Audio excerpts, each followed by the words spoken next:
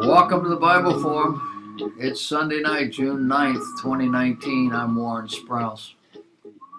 Abortion on demand is back in the news.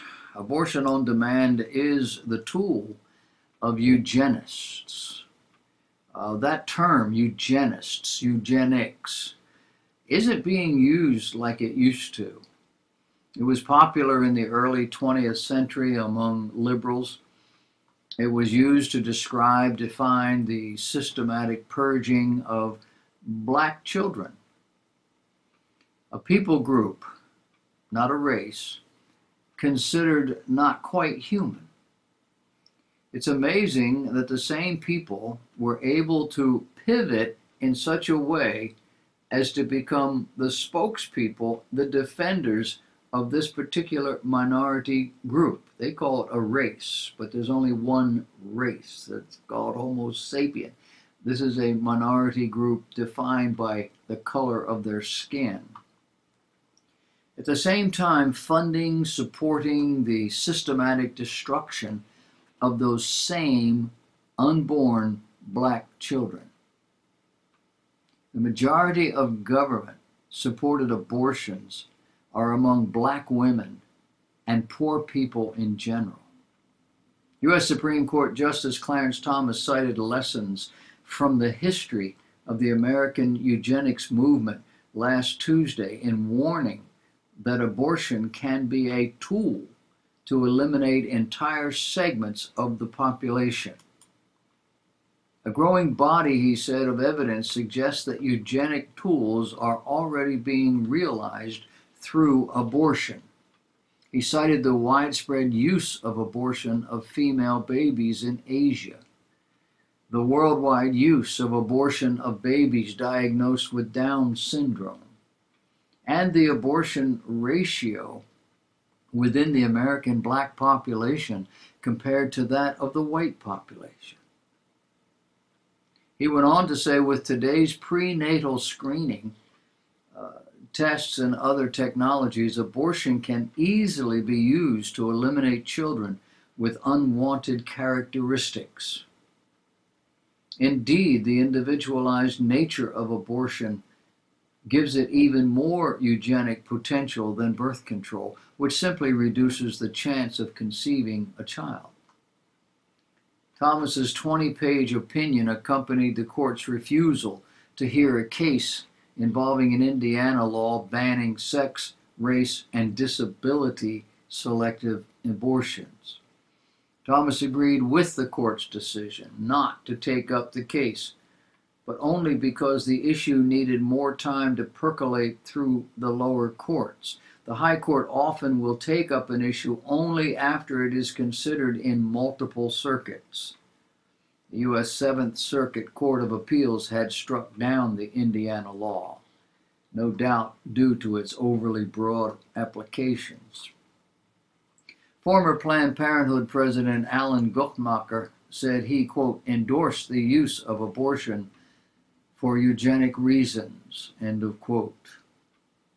The U.S. Supreme Court in the 1927 Buck versus Bell decision supported the forced sterilization of certain people. Planned Parenthood founder Margaret Sanger called blacks the great problem of the South and, quote, the group with the greatest economic, health, and social problems, end of quote. Justice Thomas, a black man, pointed out that she, Sanger, wanted to promote birth control among the black population.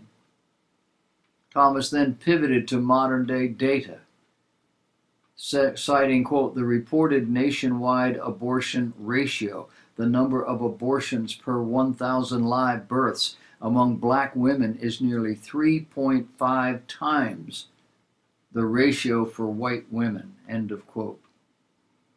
And there are areas of New York City, he said, in which black children are more likely to be aborted than they are to be born alive, and are up to 8 times more likely to be aborted than white children in the same area.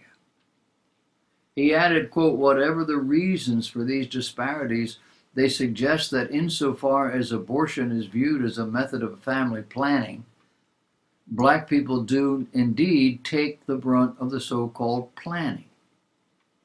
Gender-selective abortion is regularly used in India, where 300 to 700,000 female fetuses are, quote, selectively aborted every single year.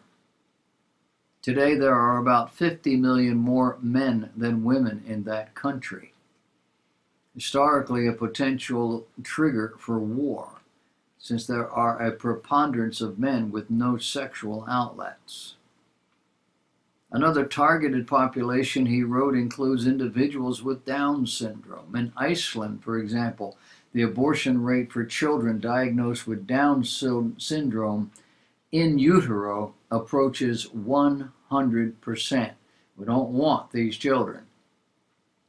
Other European countries have similar high rates, and the rate in the United States is approximately 2/3,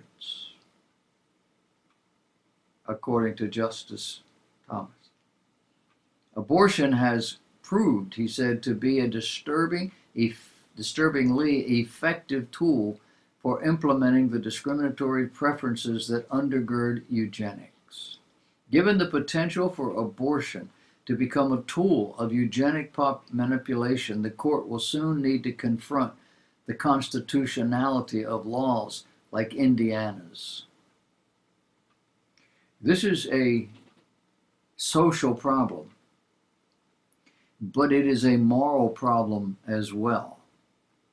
We are in the process of redefining what constitutes life so that we can continue to kill these babies. We used to not allow for abortion unless the mother's life or the baby's life was in jeopardy. And through the late 60s and into the 70s, we kept moving the line ever forward until finally we were allowed to abort children after they were born. And when we got to that point and it became known, the population was up in arms and it started coming back. We're back down to the first trimester again. But the reality is that halfway through that trimester, that first trimester, that little piece of whatever it is in there has already got heart beating and got other things going on that look like humans. Often before women know they're pregnant, this little baby has begun to look like a baby. If more and more people understand this, more and more people will be upset at what we're doing.